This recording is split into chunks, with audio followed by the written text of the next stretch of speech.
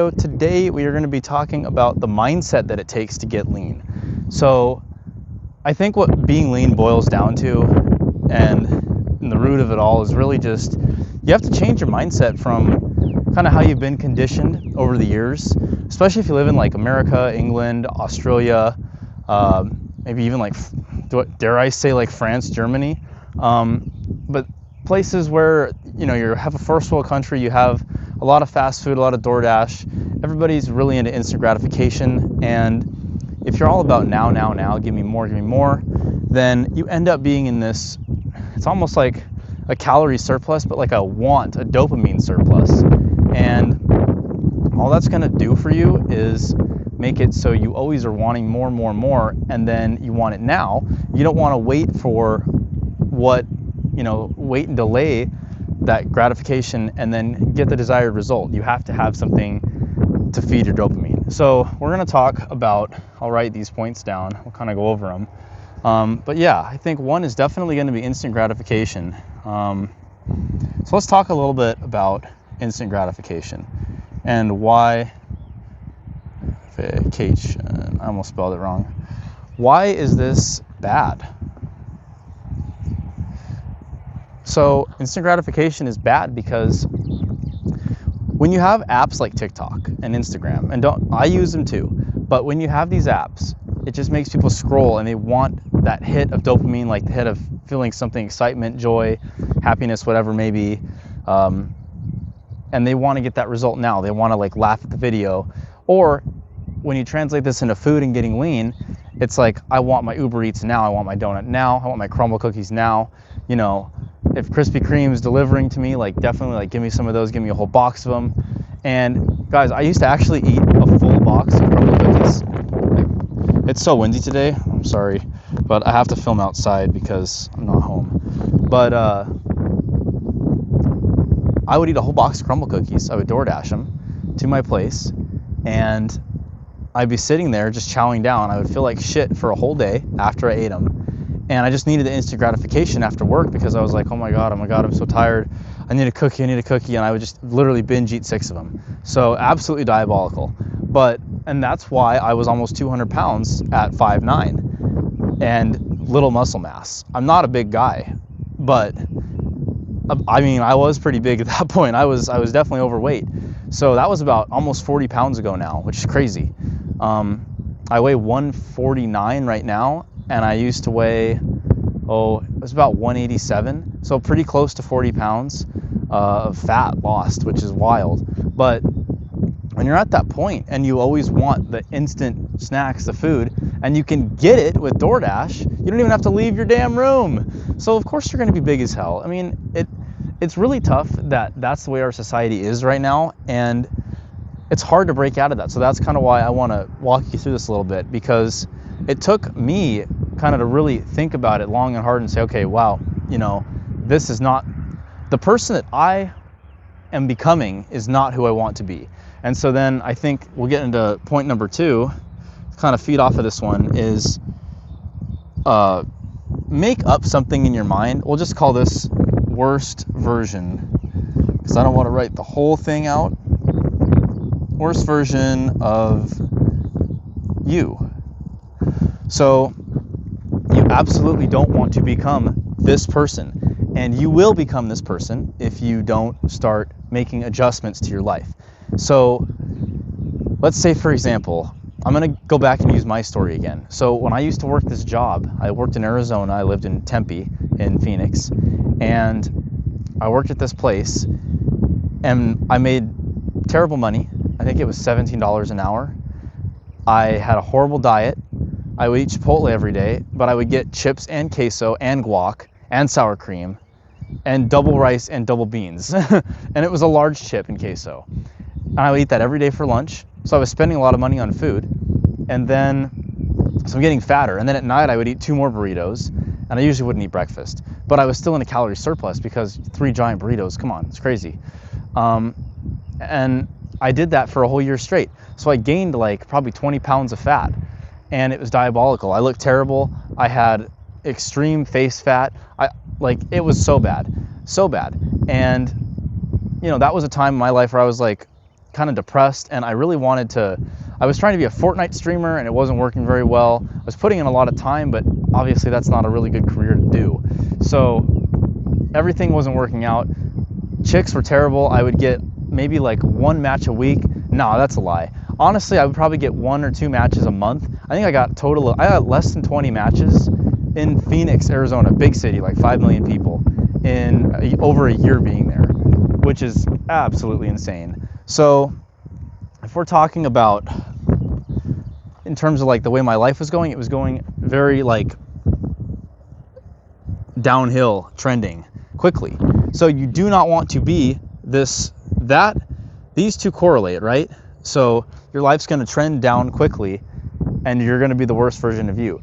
Whatever you do in life, you want to avoid being this person. So once you know what that scenario is, whatever it may be, mine was literally becoming a reality, just like being a fat, lazy slob with, no opportunities to date and having no friends and being stuck in my room playing video games. Like, that's kind of what I was becoming. So in order to fix that, I had to completely rewire my brain and start thinking, all right, so if I'm doing this input, if X input, let's say I'm eating the Chipotle bowl with 3,000 calories, it probably was close, maybe it was like 2,500 calories, but it was a lot of food. If I'm eating that every day, plus 2 more burritos at night or whatever I would get for dinner, it was usually a big dinner, I'm in 1,000 calorie surplus easy, then I'm going to continue to gain weight.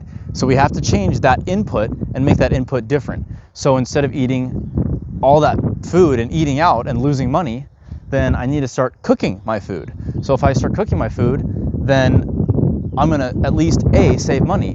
Then if I cook my food as a result of that, B, I can also track my food. So then I realize that if I track my food and I cook my food, then I don't spend money and I start getting leaner because of all that. So they all kind of work hand in hand. And if you can start isolating, X factor and make that input something that's going to change your life for the better, then you can start getting to the better version of yourself. So we want to erase this a little bit. We want to get to the best version of, and I'll just erase this as well, best version of you instead of this, right? We don't want this, we want this. So the way the mindset shift works, one, you want to be a positive person. Don't think negative thoughts. If you're thinking in a negative manner, then you're cooked. You're not going to be able to really have a good comeback and be able to get yourself straight. So you got to think that everything you're doing is a good thing, and you got to make it that way. So if you believe it, then you're going to eventually achieve it, right? So your brain, it's really crazy. Your mind is the only thing that limits you from doing anything. So people can say what they want about you, but at the end of the day, it's your brain that perceives what those people are saying, and you can either take it for their word, or you can just say, nah, I'm gonna do whatever I want to do, and then you just go do it. So don't let yourself stop yourself from becoming great or achieving your goals, because it's the only thing that really can stop you, barring some sort of physical accident, obviously. But to reach the best version of yourself, just keep stacking the inputs. And then we'll talk about a little bit about compound effect. So the compound effect is something, and I could write this down too, I'll just kind of talk about it. But the compound effect is something when you do something either good or bad over time, then after, maybe weeks, years, months, you're going to see some sort of large change from it, even though it's a very small input every day. So we'll just kind of write this out here. Compound effect. This is something that once you realize how important and how, amazing this can be, and you utilize it, then your life's going to really change. So stack the wins. So stack a small win. So let's say for breakfast, normally you never track your food. How about you track your food for that breakfast? Now you know what you've eaten for breakfast, and now you know how many calories and macros and micros, whatever, you have to work with for the rest of the day. Boom, that's a win. Do that 2 days in a row, then 3, and then all of a sudden you're tracking your lunches and your dinners. So then you do that 5, 10, 100 days in a row, and then you're a totally different person. Whereas like if you do it twice and then you stop, then the compound effect doesn't work and then you didn't gain anything from it. So stack the small wins, and then by stacking those wins, those add up to become the best version of yourself. And that's pretty much the basic outline of how to rewire your mindset and become the best version of yourself, which is ideally a lean person who hopefully makes good money and has good relationships with his friends, family, and lovers.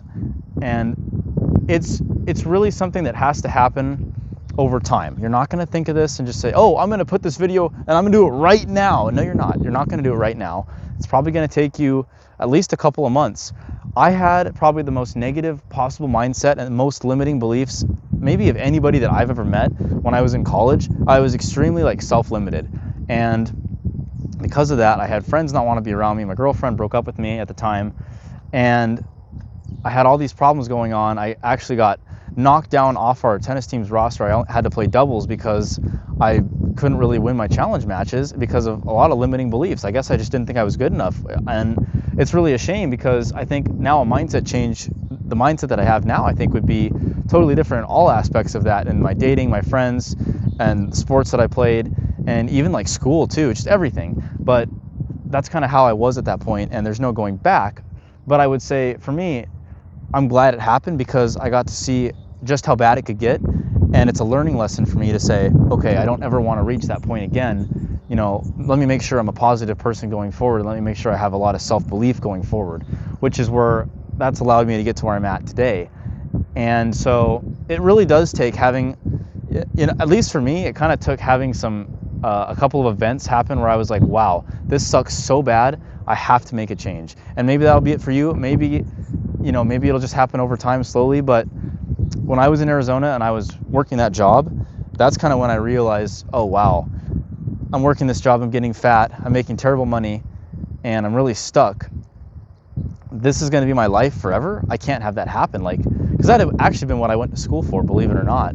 And it ended up being a job that paid less than $20 an hour. So at the end of the day, and school's a whole other thing we could get into. Oh boy, that's a whole other topic. But I think becoming the best version of yourself with the compound effect, and always remember who the worst version of yourself is, maybe, hopefully not, or could be for you. And if you can think of the worst possible person of yourself in your mind and say, whatever it takes, I'm not going to be that person. I'm going to make the right inputs to become the best version of myself possible. Then that's going to help set up your mind to make some amazing transformations in your life. And I really believe that anybody can do this. And it's so unbelievable to me how the limiting beliefs that people develop for themselves based on what their surrounding environment says about X belief, or about maybe what their friends are telling them, what their parents might say.